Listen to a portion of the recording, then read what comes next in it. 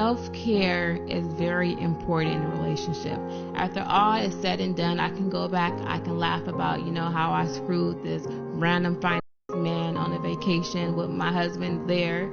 It sounds pretty, but it made me evaluate myself. I was at a point in my life where I was that low that I slept with someone else. And for me, that wasn't my typical behavior. I'm 35 years old. I never did a one night stand. And so for me, I realized how low I was and how empty I was, and the importance of me doing that self-care work, and the importance of me evaluating everything around me. I had to evaluate my current relationship with my ex-husband, my relationship with my kids, my friends, my job, and how I was spending my time, and why I was in a place where I was this low. So yeah, self-care was very important to me following that. So I just want to step back to the other video, and this is something that's very small, but you said in the other video that this is the first time that you slept with somebody since you were 35 years old.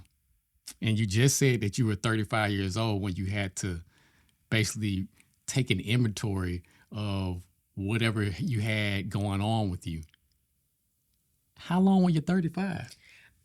She probably just misspoke on that. And that's small. But the other thing is too, so you got kids. You got kids.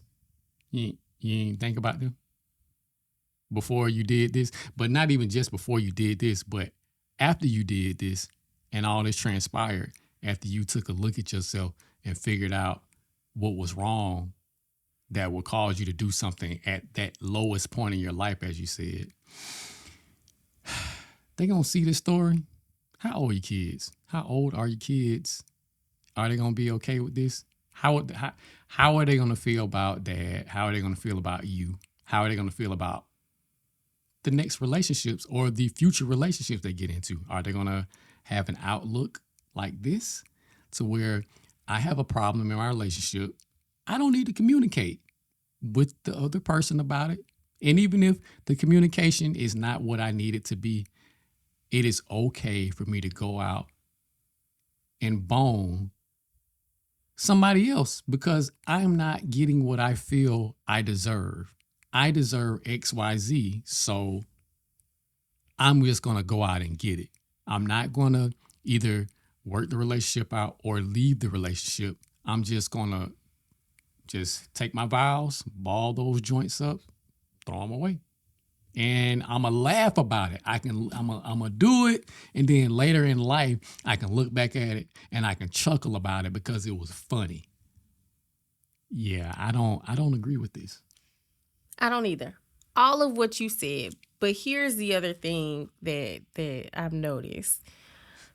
Far too often, it takes a horrible relationship, a horrible breakup, for women to take self-inventory of themselves and quote unquote improve themselves. And now I can focus on me and I can, do this and I can do that and I can go back to school and I can start working out, and you can do all these things to improve and change your surroundings after a relationship is over. But why not take that self-inventory before you get to that point? You shouldn't want to fix yourself, quote unquote, fix yourself, or provide self-care to yourself, or evaluate your friendships and your relationships with your children after something like this. You should want to do it for yourself, because at the end of the day, you're the only one who has to live your life. Your partner doesn't live it for you. Your children don't live it for you. Your parents don't. Your siblings, your friends. You are the only one who is set in this body, walking through this life and dealing with your day to day. Why does it take something like this for you to step back and reflect? And I'm no blame, no shame, because I've been guilty of it in my youth as well. Let's not wait until we've gotten to this point to take inventory of our lives. Let's do it early on. Let's do it now. You can change in the middle of a relationship. There's nothing stopping you from taking some form of self-inventory and improving yourself while in a relationship. Why do you have to end something? Why does something catastrophic have to happen for you to sit back and take inventory of your life? That's crazy. And it's not necessarily about changing or taking self inventory to improve for your partner. While I think that that should be a part of it, it's for yourself. But you want to make sure that you're improving. At least this is just my opinion. Make sure you're improving in a way that will be beneficial for the whole unit too. You don't want to improve in a way that you feel is best for you, but it's hurting everybody else around you. Like in this situation, I took a self inventory and I deserve love and I deserve this and I deserve that. So I deserve this nice, fine chocolate man that I just met. I deserve to have an intimate moment with him. That that in that moment, I'm sure you probably felt like you had leveled up and you got exactly what you deserve. So you have to look at that and be like, okay, now what I leveled up to, was this The one just night stand. was this just beneficial for me, or if my family, especially my kids, if they find out about this, would this hurt them? How would this make them feel? Oh, you said that you didn't give a F about what anybody thought. So I guess it didn't really matter. But, I don't think we should be living our lives or our living in our relationships in this type of way. Because when you do, you don't really think about anybody else. And sometimes that's hurtful. And again, we don't know his side of the story.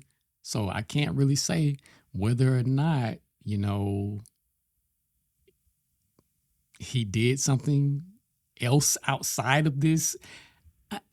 I don't know what's going on with this story. There needs to be more information because right now it's not looking the way that it should look in my eyes. I don't know. I don't know. It's a lot of unanswered questions, but even if I give the benefit of the doubt and assume that he was a horrible husband, Still was handled poorly. it was. On And both unfortunately, sides. you handled your own self poorly. Yeah. You And didn't you put yourself in a very dangerous situation. You didn't or handle what could have been a dangerous situation. You didn't handle yourself with this self-care that you were talking about. You did not. That was a very fragile situation right there. I'm so glad that you are okay. Yes. But that could have turned out very, very poorly. Very poorly. Yeah. And it was all done in emotion. Yes. There was no, even if you thought it out, it was still reactionary. You did it in response to how he was behaving because you were upset, hurt, probably angry. Mm-hmm. You're fighting emotion with emotion. Right. When you do stuff like that, when you fight emotion with emotion, nobody really wins in that scenario. In that scenario, it's very hard to come to a common ground, a compromise, because that emotion is taking over every sense of logic in that scenario. And to come to a compromise and into a common ground, especially within a relationship, there has to be space for logic. Everything can't just be based on emotion. Oh, you did this to me, so I'm going to do something to you. No. And if you listen to how that sounds, nobody ever wins in that situation. Think about how you see kids. Tit for tat. Don't you all, most people with children, if they see their kids going back and forth based off of these emotions with the, you did this to me, so I'm going to make you feel like this, you usually have a conversation with them. Parents with sense. Because you recognize that they can't conduct themselves in that manner if they want to get to a positive outcome. And if you're an adult, you know this. So you should know for yourself that if I react to this hurt emotion with another emotion to hurt the person that caused this emotion, that gets you nowhere. It's not that we got to get out of this. I'm gonna get my lick back type of mindset. It doesn't help anything. especially when sometimes in these scenarios, you may have caused the initial hurt of the other person. So really, the conversation and the communication should have started there before that person did the actual hurting. All this back and forth, it got to conduct ourselves better. Got to conduct ourselves better. Got anything else? No, I just want to point out, if he hits me and I hit him back, my arm still hurt from what he hit me. Me hitting him back did not change that. No. As a matter of fact, I probably hurt my hand when I hit him. So not only did he inflict pain on me, I then inflicted pain back on myself. So now you got to heal 2 times over. That's what we're doing when we do this whole tit for tat. I'm going to hurt you because you hurt me. Let's stop. Let's just give ourselves an opportunity to heal from the hurt inflicted by others or inflicted by ourselves, because sometimes we are the inflictor of our own pain. Mm-hmm. So that's all I got. Well, it's been a long series with this situation here. I hope y'all enjoyed it. I hope y'all got some little tidbits out of it. Please like, share, and subscribe. And yeah, we'll do it again. It's been nice talking to you guys. Peace.